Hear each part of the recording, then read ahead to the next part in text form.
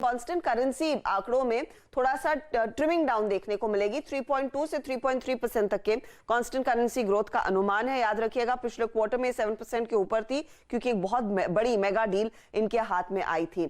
Margins के front पर वही स्थिति जो टीसीएस ने दिखाई थी, मार्जिन्स थोड़े से फ्लैटिश रहेंगे। 23.3% तक के मार्जिन्स का अनुमान है। यहां पर याद रखिएगा वीजा कॉस्ट सब बढ़ने लगे हैं और Q4 में दरअसल वीजा कॉस्ट में एक इजाफा देखने को मिला है। साथ ही साथ ये एक हेडविंड रहेगा।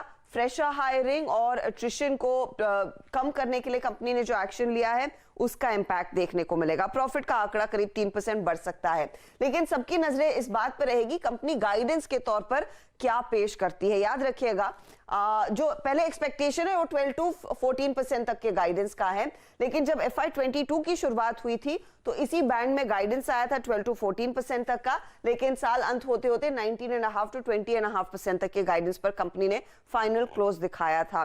तो वो इनफैक्ट इंपॉर्टेंट रहेगा कि कंपनी अब क्या छोटे बेस की बात करके फिर आगे बड़ा डिलीवर करती है या फिर क्लियरली एक बहुत स्ट्रॉन्ग फिगर की बात करेगी।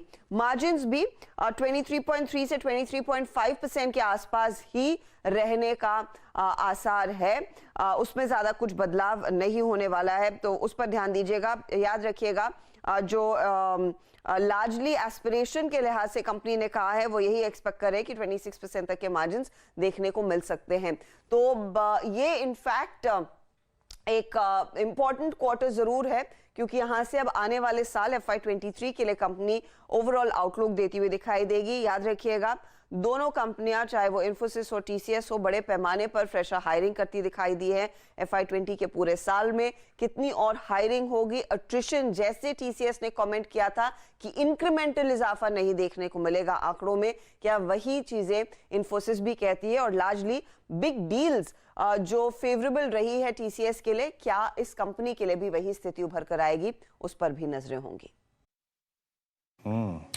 इन्फोसिस ये नंबर से एक्सपेक्टेशन, मैं कुछ देर में इसके एक दो तीन चीजें आपको बताऊंगा टेक्निकली। देखिए हर्षद ने आपको नंबर बताए, आप जाइए इन्फोसिस के रिजल्ट से पहले चार्ट्स को रीड कीजिएगा। सुमित के पास मैं आऊंगा, लेकिन इन्फोसिस अपने एंटायर करियर में एंड स्पेशली पोस्ट अक्टूबर 2017 मतलब 2017 के ऑनवर्ड्स हमेशा अपने 200 डे एक्सपोनेंशियल मूविंग एवरेज को रिस्पेक्ट देता है। उसके आसपास आके बॉटम आउट हो जाता है।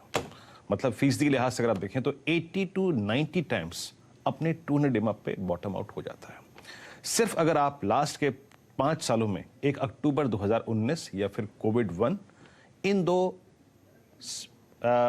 आई थिंक अगर आप अध्याय को निकाल देना तो इन्फोसिस बॉटम आउट हो जाता है। और इन्फोसिस का नहीं किया है जिसका लिंक डिस्क्रिप्शन में दिया गया है, तो बिना किसी देरी करे हमारे टेलीग्राम चैनल को ज़रूर ज्वाइन कीजिए।